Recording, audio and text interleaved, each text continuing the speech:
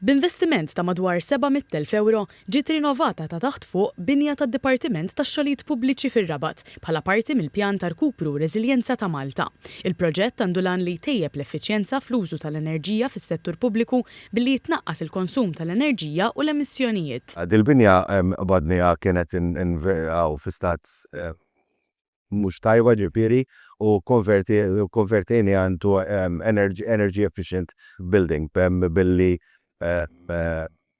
lajna kull maw ġifieri waħħalna XPS panels, insulation panels mal-fanċati, għamilna il-thermosil fuq il-bejt, għamilna double glazing, għamilna il-PV panels, għamilna fuq 20 PV panel u anka charging pillar tal-elettriku biex ikun nistgħu niċċarġaw il-karozzi tal-Public Works. Permezz ta' dawn ix-xogħlijiet il-binja kisbet ċertifikat tal-prestazzjoni enerġetika negattiv li jfisser li tipproduċi aktar enerġija milli teħtieġ biex titħaddem.